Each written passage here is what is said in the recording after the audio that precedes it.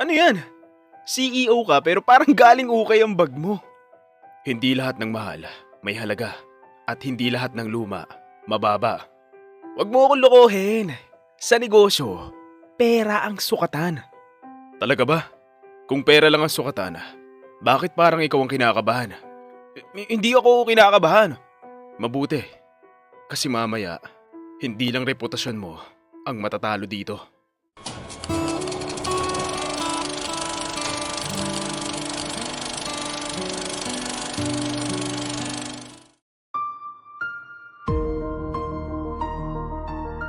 Sa ating mga mahal na listeners, bago tayo magsimula sa kwentong ito, gusto ko lang itanong sa inyo ito. Kung may isang bagay na ayaw niyong bitawan, ano yun at bakit? At kung naiintriga kang malaman ang kwento natin ngayong araw, tara na't sabay-sabay nating pakinggan ang kwentong ito hanggang dulo. Pero bago yan, huwag kalimutang mag-subscribe at mag-like sa ating channel. Salamat po. Matindi ang sikat ng araw at mahaba ang traffic. Kaya si Marco ay mainit ang ulong nakaupo sa loob ng kanyang kotse habang pinapagalitan ng kanyang driver na si Elmer. Bakit ba kasi dito tayo dumaan, Elmer? Hindi mo ba alam ang pasikot-sikot na daan dito sa Maynila? Sir, kailangan talaga natin dumaan sa EDSA.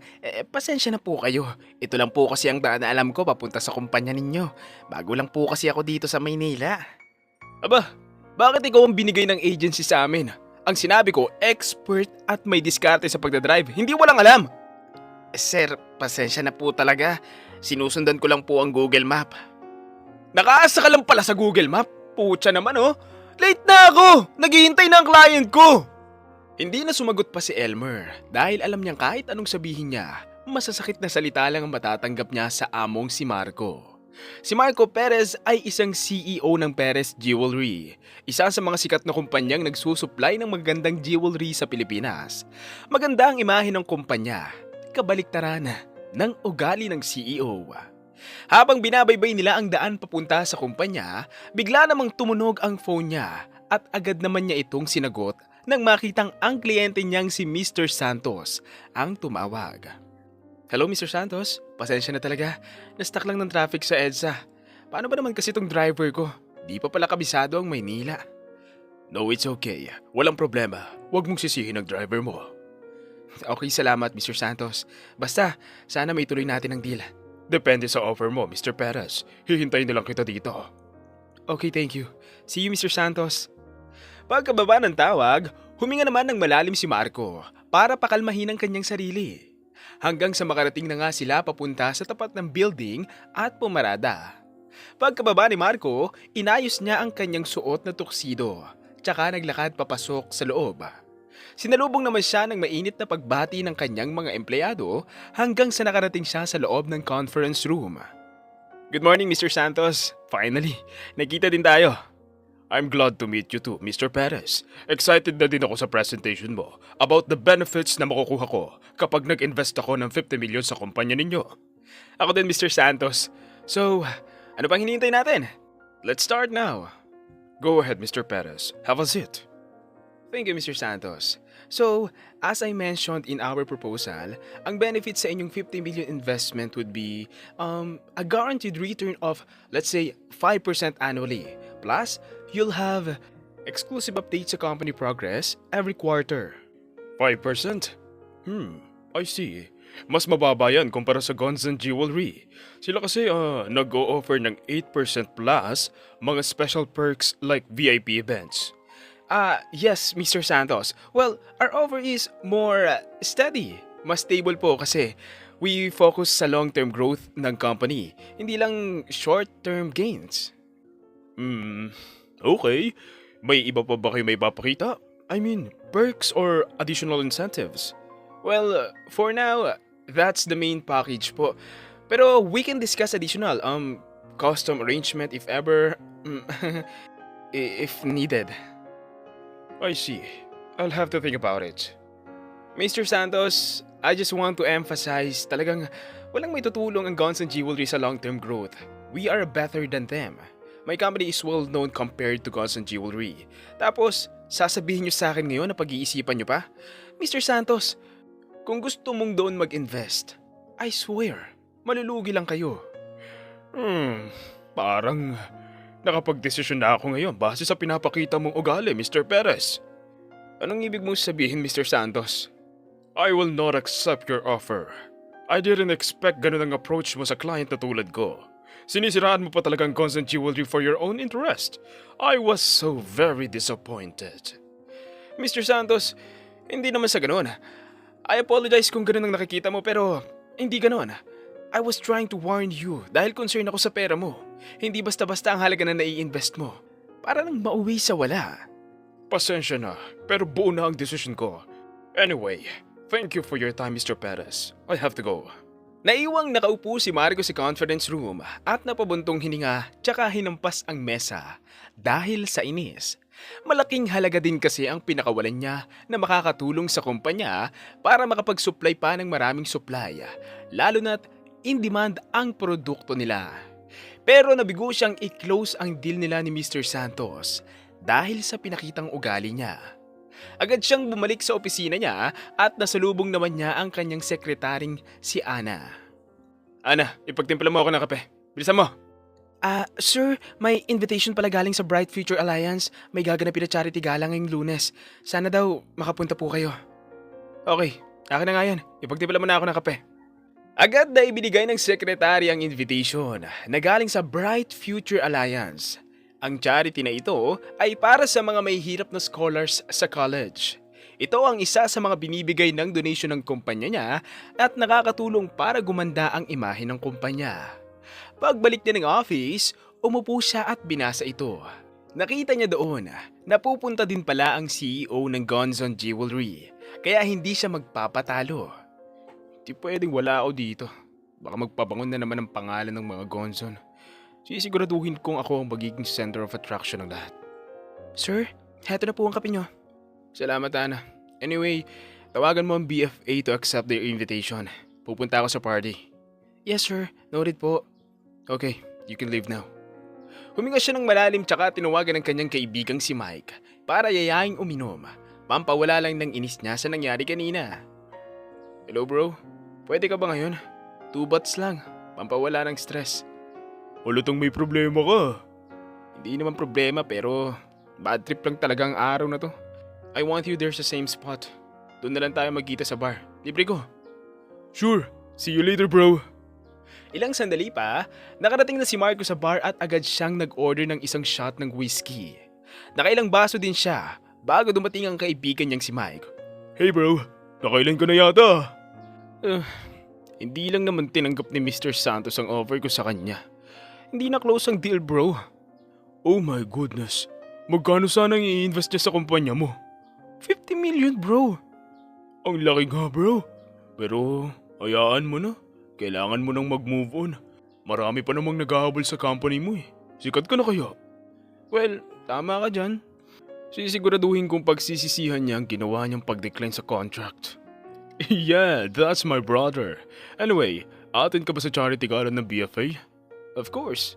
I will make sure na ako ang bida dun. Sa katunayan, ako yata ay may pinakamalaking donation sa charity na yun. Dagdag pampabango ng image sa kumpanya ko. Ang galing mo talaga brother. Grabe, ang successful na talaga ng kumpanya mo.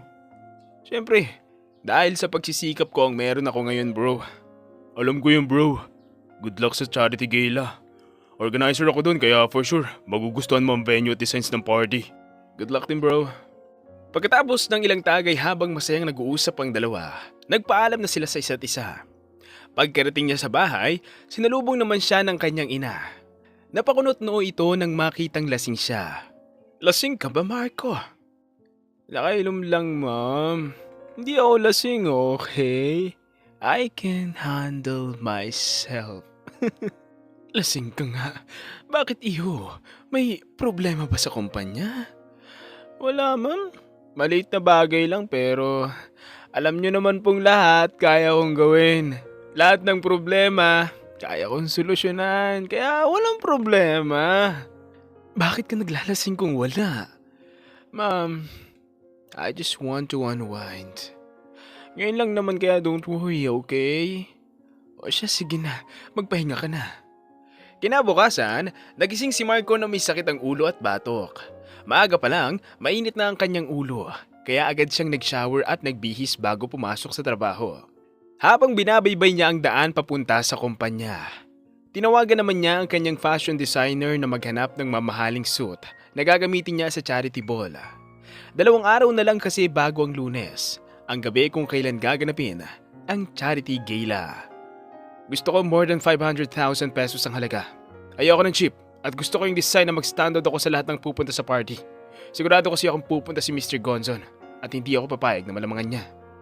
Noted yan, sir. Huwag po kayo mag-alala. Bibigyan ko po kayo ng pinakabonggang design ng suit. Good. Siguraduhin mo lang. Well, may tiwala naman ako sa iyo, Kenneth. Yes, sir. Ako na po ang bahala. Good. Okay, bye. Pagkarating ni Marco sa opisina, binati naman siya agad ng kanyang mga empleyado. Ang iba naman, nagbubulong-bulungan, kaya napakunot ang noo niya. Kaya hindi niya napigilan ng sarili niya na kumprontahin ng 2 babaeng empleyadong nagbubulungan sa unahan. Nandito ba talaga kayo para magtrabaho? O para makapagchismisan? Ano bang pinagbubulungan niyo dan? Para naman alam ko. Eh kasi po sir, bumaba po ang sales natin ng 40% this month. Ano? Bakit hindi man lang sinabi sa akin ng finance department ito? Bakit wala man lang tumawag? Sir, ngayon lang po ipapasa ng finance ang report. Pucha! Sir, nangunguna po ang Gonzon Jewelry this month. Super sikat nila dahil sa massive promotion ng mga influencer na kinuha nila. Lintik na Gonzon yan. Hindi ako papayag na malamangan nila tayo. Galit na naglakad patungo sa kanyang opisina si Marco at padabog na sinara ang pinto. Huminga siya ng malalim para pakalmahin ang kanyang sarili habang nag-iisip ng plano kung paano masusolusyonan ang problema. Sunod-sunod yata ang kamalasan na nangyayari sa kanya, kaya hindi niya mapigilang mairita. Sinusubukan talaga nilang pasensya ko. Hindi ako papayag na mawawala na lang basta-basta ang pinaghirapan kong kumpanya. Sir, heto po ang coffee nyo. Kape po muna kayo, pampalamig ng ulo. Kape? Anong utak ba meron ka? Mainit yan tapos pampalamig ng ulo? Lumayas ka nga sa harapan ko. Pasensya na po, sir. Palibasa, ako lang nagtatrabaho na maayos sa kumpanyang to. Pagkaalis ng sekretarya niya, wala siyang pagpipilian kundi higupin ang kape na ibinigay sa kanya para kahit papano ay kumalma siya. Natapos ang araw na puno ng problema, init ng ulo at pagkadismaya sa sarili niya. Ilang taon din kasing laging top sale ang jewelry nila, pero simula nang dumating ang Gonzon Jewelry, humina ang kanilang benta at produksyon. Maraming mga customers ang naglipatan sa karibal niyang kumpanya, pero pinangako niya sa sarili niya, hindi siya magpapatalo. Hanggang sa dumating ang gabi ng charity gala. Marami ang dumalo at isa na si Marco doon. Nakasuot siya ng mamahaling suit na nagkakahalaga ng 500,000 pesos. Taas noo siyang naglakad sa red carpet na may kayabangan at nakangiti sa lahat ng mga taong nakatingin sa kanya. Welcome to the party, Mr. Perez. I'm glad na nakarating ka ngayong gabi. Of course, Mr. Reyes. Hindi ko talaga palalampasin ang gawing to. Hindi naman sa pagmamayabang pero umabot din ng millions ang na-donate ko dito. Kaya walang rason para hindi ako dumalo. Oh, okay. Malaki-laki din pala ang naibigay mo sa BFA. At sa pagkakaalam ko, may ongoing fundraising na naman sila ngayon. May mga auction sale ng mga limited jewelry na mabibili lang sa ibang bansa. Well, for sure. Ako ang makakakuha. Tignan lang natin kasi interested din si Mr. Gonzon at alam nating he can offer a lot. Mas malaki ang may offer ko ikumpara sa kanya, Mr. Reyes. Let's see. Sa ngayon, hinihintay din namin ang pagdating niya at ng iba pang mga CEO na invited sa party. Okay, may drinks ba kayong may offer sa akin? Sure. Come with me, Mr. Perez. Agad na sumunod si Marco kay Mr. Reyes sa mesa kung saan siya naka-assigned at nakahanda na nga ang wine sa mesa. Mayabang siyang umupo at ngumiti tsaka naglagay sa kanyang baso habang nakatingin sa mga bisitang darating. Hindi naman siya makapaghintay na makita si Mr. Gonzon, ang CEO ng Gonzon Jewelry. Ang karibal ng kanyang kumpanya, ang nag-iisang kakompetensya niya. Hanggang sa nagsigawan ng mga tao nang dumating na nga si Mr. Gonzon, ang binata at napakagwapong CEO kasama ang dalawa niyang bodyguard. At napansin naman niya na inabot ni Mr. Gonzon ang isang lumang bag sa bodyguard nito habang naglalakad at natawa siya sa nakita. Hindi naman niya pinalampas ang pagkakataon na gamitin ito para ipahiya si Mr. Gonzon sa lahat ng maraming tao. Well, kung hindi ba naman ang sikat na Mr. Gonzon, akala ko ba top CEO ka na ngayon? Bakit parang galing ukay-ukay ang bag mo? Napatingin ang lahat sa hawak ng bodyguard ni Mr. Gonzon. Isang lumang leather bag na halatang may katagalan na ang gamit. May ilang bisitang napabulong, ang iba na may napatawa. Alam mo Mr. Gonzon, kung gipit ka, pwede naman kitang pautangin. Huwag mo lang dalhin niyang antique sa mga ganitong event. Nakakahiya. CEO ka pa naman. Tumahimik ang paligid.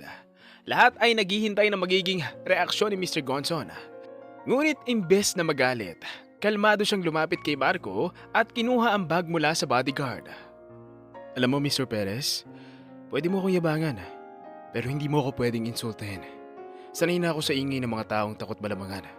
Pero wag mong hahamakin ang bagay na may halaga sa akin. Halaga? Iyan? Mukhang hindi aabot ng 5,000 yan. O sabihin na lang natin na pang 100 peso lang yan. Marahang hinaplos ni Mr. Gonzo ng bag bago siya nagsalita. Bakas ang emosyon sa kanyang mga mata. Bigay ito ng nanay ko bago siya pumanaw. Siya ang unang naniwala sa akin noong wala pa akong pangalan. Wala pang Gonzon Jewelry. Dito ko inilalagay ang mga unang sketch ng mga disenyo ko. At ang unang kontratang pinirmahan ko. Napahinto ang ilan. May mga napayuko. Ramdam ang bigat ng kanyang mga salita. Sa katunayan, kaya kong bumili ng 10 bag na nagkakahalaga ng milyones. Kaya ko ding higitan pa ang presyo ng kahit anong luxury brand na suot mo ngayon. Pero hindi ko ipagpapalit ang bag na bigay ng nanay ko. Kahit pa ialok mo ang buong kumpanya mo. Nagpalakpakan ng ilang bisita. Ang iba na may napahanga sa kanyang pagiging grounded at emosyonal na katapatan. That's admirable, Mr. Gonzon! Ngunit hindi natinag si Marco. Napairap siya at uminom ng wine. Drama lang yan. Palusot. Kung talagang may pera ka, hindi ka magdadala ng ganyan dito.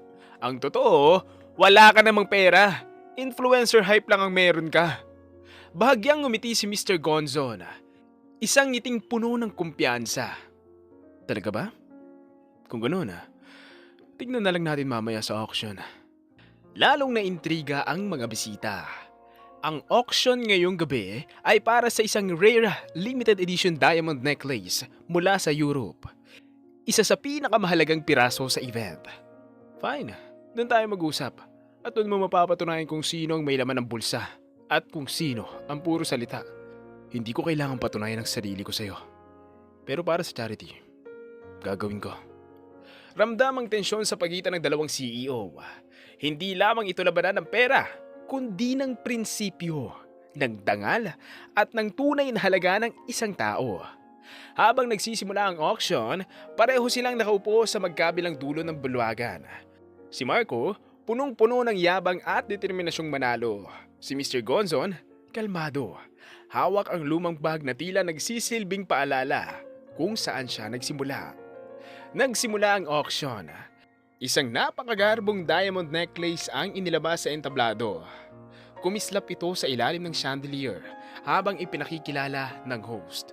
Starting bid, 50 million pesos. 100 million.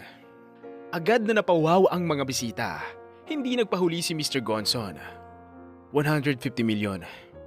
300 million. 500 million. Bumilis ang bulungan ng mga tao. Ramdam ang tensyon.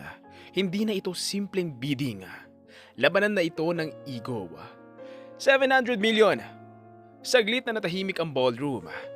Ilang CEO ang napailing. Malaki na ang halagang yon. Katumbas ng halos kalahati ng taunang production ng ilang kumpanya. 700 million. Going once. 1 billion. Napasinghap ang buong bulwagan. Maging si Marco ay bahagyang natigilan. Ngunit hindi siya pwedeng umatras. hindi sa harap ng lahat. 1.2 billion. Pawisan na ang kanyang noo. Alam niyang lumalagpas na ito sa ligtas na limitasyon ng kanyang kumpanya. Ang 1.2 billion ay malaking bahagi na ng operating capital nila. Tahimik si Mr. Gonzon. Ininom niya ang tubig sa mesa, saka tumayo. 1.5 billion. Parang huminto ang mundo. 1.5 bilyon. Halagang katumbas ng isang buong production line ni Marco sa loob ng isang taon. Napamulagat si Marco. Nanlambot ang kanyang tuhod. Alam niya ang katotohanan.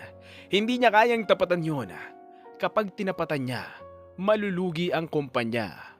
Maaaring bumagsak pa. 1.5 billion. Going once? Going twice? Lahat ng mata ay nakatuon kay Marco. Hinintay ng mga tao ang susunod niyang sigaw. Ngunit wala. Hindi siya makapagsalita. Hindi siya makagalaw. Unti-unting narinig ang mahihinang tawa mula sa likuran. Akala ko ba mas mayaman siya? Ang yabang pa kanino. Puro salita pala. Namula ang mukha ni Marco. Ang dating mataas na noo ay ngayon nakayuko. Ang mga taong kanina'y parang takot sa kanya ay ngayon nagbubulungan at napapangiti. Sold for 1.5 billion pesos to Mr. Gonzon. Umalingaw ang malakas na palakpakan sa buong ballroom. Ngunit ang mas malakas ay ang dagok sa ego ni Marco. Dahan-dahang lumapit si Mr. Gonzon sa entablado upang tanggapin ang papeles. Hawak pa rin niya ang lumang bag. Pagbaba niya, nadaanan niya si Marco. Hindi sukatan ng kayamanan ng yabang Mr. Perez. At lalong hindi sukatan ng kahirapan. Ang simpleng bag lang. Hindi kasi ako katulad mo. Nasa taas lang, hindi na marunong tumingin sa baba kung saan ka nagmula. Hindi makatingin si Marco. Sa unang pagkakataon, siya ang napahiya sa harap ng lahat.